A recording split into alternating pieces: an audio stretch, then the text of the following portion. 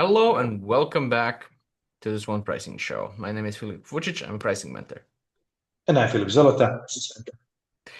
Um, so um, Today we want to focus on the reasons why. Um, because so for the reason why somebody should change their price. We all know what's happening in the world. We all know that prices are going up, and mainly people say, well, when or if, well. When, not if, my my inputs, the price of my inputs goes up, then I will have to change my price as well. Um, which is very duck coded, as we say on this show. This is completely appropriate as the main reason if your work includes a lot of physical inputs. When it doesn't, then it's a much harder, clear-cut thing to say, okay, now I have to charge more. But the base of what we're going to talk about today is that sometimes the only reason you need to do something is that all of the alternatives are worse. This belongs to the philosophic, let's say, direction of consequentialism, which Mhm. says something is good or bad depending on the consequences it actually has, or compared to the other likely alternatives, right? So if we look at this from that perspective, everything is getting more expensive. And then what are the alternatives? One of them is to wait, of course. However, firstly, that can then leave us so far behind that we're going to have to shock people Yeah. once we try to get back what we lost by waiting, which is worse than doing it now. Um, the other thing that we can do is to try to constantly keep up. And that I think we talked about compound pricing changes that unnerves people to no end. So Yeah. people would rather pay 20% now than five, then five, then five, then five. Where does that stop? And how do I know you're going to stop it? Yeah. Each time I pay your higher price, you keep increasing it, um, which is less money in total because five and then 10 and then five.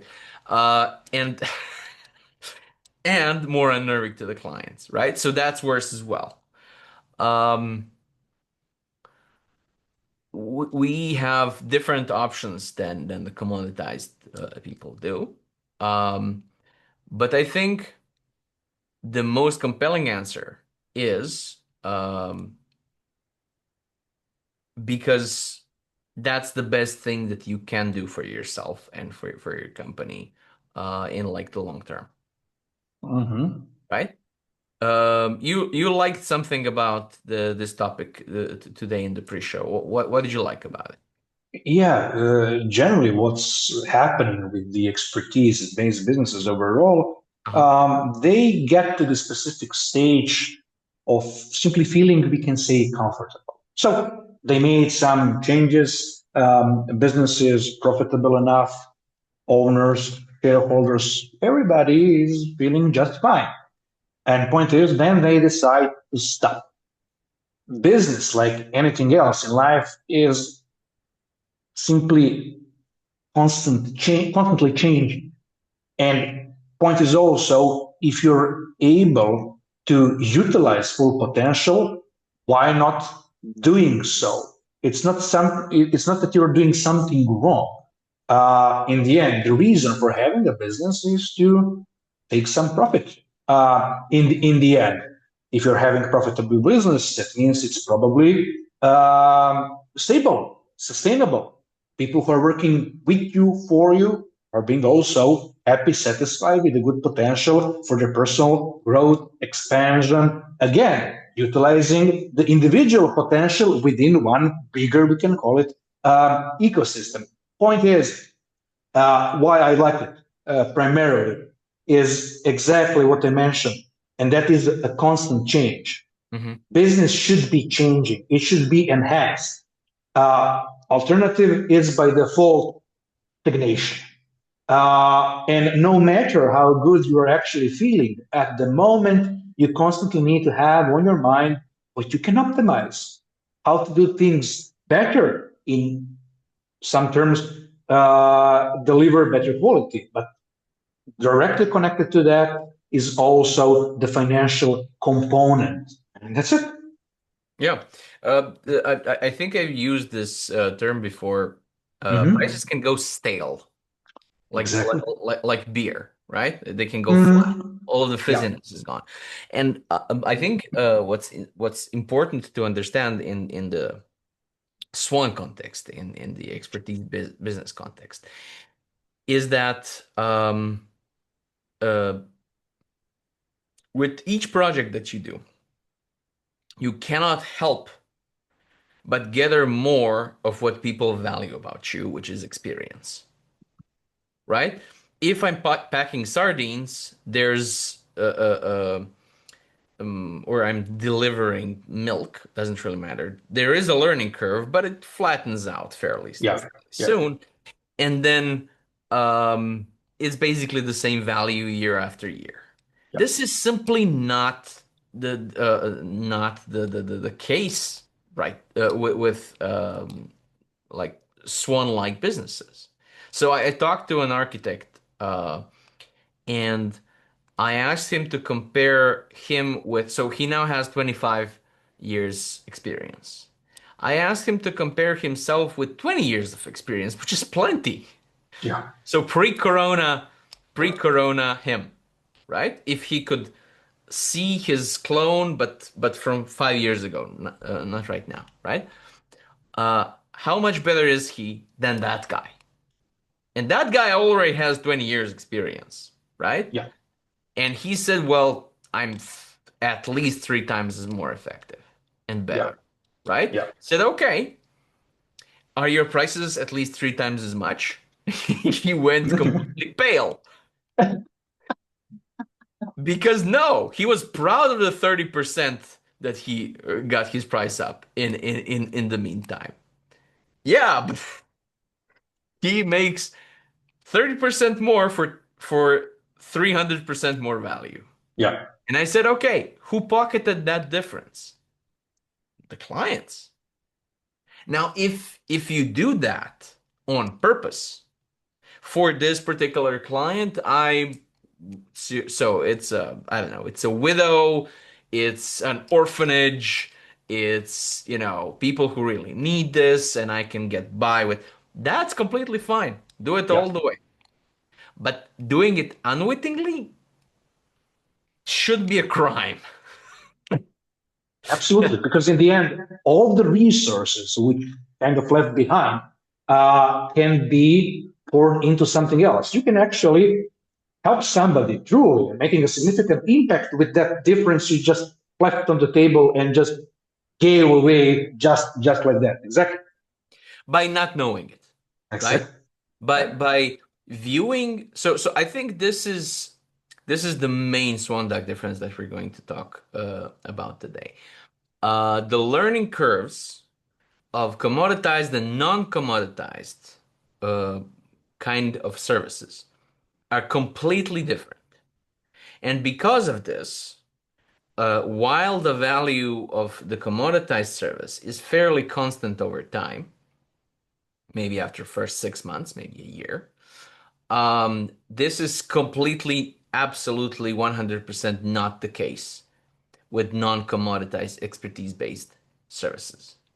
And because of that, because of the constant growing value of the expertise-based services, your prices go stale very fast because they need to keep up with the value. Otherwise, you end up being in this situation. So this architect that I talked about, he cannot change his price 300% overnight. That is not a thing. He now needs to he now needs to revamp his whole pricing model and get away from hours because then he might have a chance of capturing all of that value and speed that he has now that he didn't have back then, because he will charge for something that it would have taken him 100 hours before, and now it's going to take him 13 hours, and people will not ask about hours, and that's how he can charge a proper price. Because otherwise, by waiting, he got himself into a performance penalty kind of situation. Yeah. So you are Yeah. now faster. Congratulations.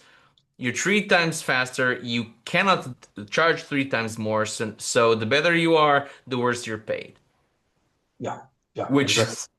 is, which is why we said sometimes the only reason to charge more is that all of the other options are worse, right? Yeah. Um, could you give me an example of a price going stale? Absolutely. Absolutely. In the end, I can share it from my experience during all these years and career and everything else. Uh, in one moment in time, especially in the marketing uh, vertical of the business, we simply stopped with the enhancement, both of service being delivered in terms of scope and uh, prices. And it was simply left somewhere over there. Now nobody was doing anything with it. But in parallel with it, additional value, expertise, in-house, portfolio strength was growing. I cannot say exponentially, but very, very strongly. And we were compounding and piling new crazy stuff, but actually we weren't paid to bring additional value. And that is something what you can often see in the expertise-based business, which is also an attest and confirmation of what we are saying now. And today, people have some core level of service. Okay. And they even start to branch out from the core, which is fully complementary to set of activities you're actually providing as a service, because your value proposition is growing with the experience. Yeah. And that is previously mentioned compound effect, which is bringing more value to the audience, more value to the client. And that is something what we both see very often in expertise-based world happening. And that is also something what can be not only impacting the business, but also uh, detrimental for business stability and sustainability. Because there are businesses where their approach, pricing, the service scope, and everything else was so stale, and it simply became stagnant, and any change Hmm. would be too hard to be made. And then a bunch of those companies were simply decided to go down the route of completely reshaping their realm back again. Luckily, things weren't. It wasn't necessary for the things to, or not all the things, to be built from the ground up again. Hmm. But many changes needed to be made at the moment, and it was sometimes very, very hard. Especially the big change and impact was also transferred to the client, like you mentioned previously. Oh, okay, this is strange. Why these things are actually happening? It's so much big difference. Where is the value? Yeah. And numerous additional value conversations where you need to defend your position and explain to your client where is that crazy gap. It is obvious, but they don't know all the nitty-gritty details. It's a part of commercial debt. I think we talked about commercial Yeah, debt before. yeah, But that's the part, the thing that you mentioned. Where's the value differential if you're charging us that much? Yeah. Um, because the value creeps up, right? You at the beginning you have to ask all of these questions, follow-ups and talk to their people and stuff, and then you'll learn. You don't have to. They can come to you with a problem and you just solve it. Um, and they don't see like the savings and the time that their people don't have to talk to you anymore. They don't see the saving in the idea that they just need to, reach out and you already know their context and already know their preferences, and there's no need for correction. They don't see that as additional value unless you point it out, which is why you should point it. uh, awesome. So, uh, what I think we're trying to say is prices can go stale.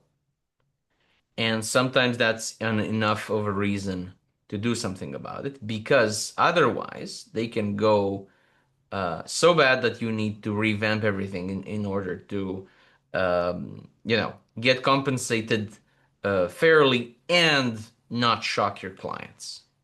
Because then after a while you have to decide between while you still don't have the money, which you should have had, you need to invest in a revamp, or you need to play with fire and shock your best clients and hope for the best, Yeah. which is actually the more expensive, the more expensive of the two, right? Doesn't necessarily seem that way, but it is because the money that you would have received but didn't is the same like the money you lost. Um, Yeah. Anything else you wanted to say on this subject? Maybe just one thing. Uh-huh. You help me remind one specific situation often seen in expertise-based work. The service provider, the professional, who becomes actually angry upon the client because they are not understanding the difference, and we gave them so much value. Whose responsibility that actually is yours? Yours. You can only be angry at yourself, not the client. Yeah.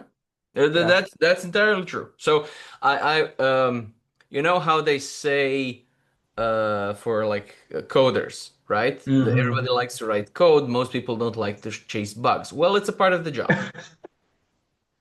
And I don't often work with employed people, but when I do, I say it's part of your job description to um, to show the value of your work.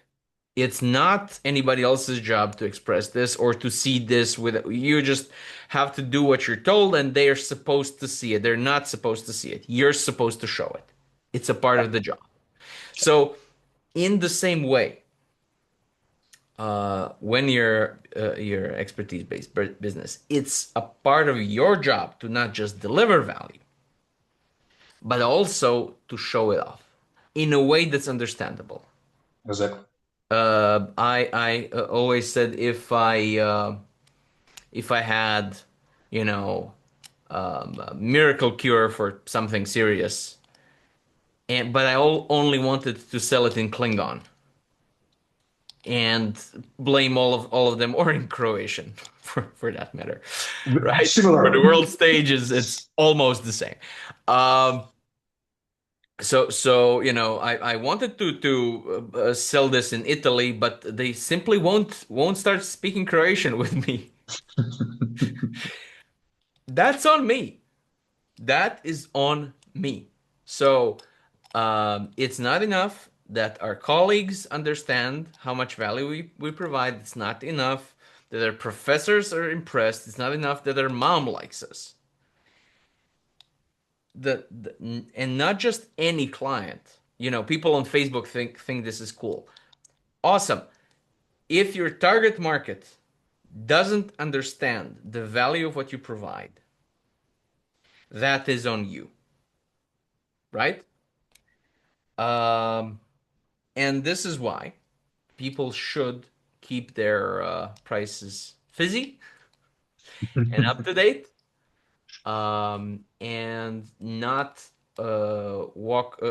try to run away from the program, run away from the idea Yeah. of keeping them up because it all of the alternatives are worse. Do you where can people find you, man? Sure. People can find me on LinkedIn and also on my mentorship page, philipzolota.com. Right. LinkedIn is the right answer for me, or fearless-pricing.com. Um, awesome. Thanks for joining us, and see you next time. Yeah.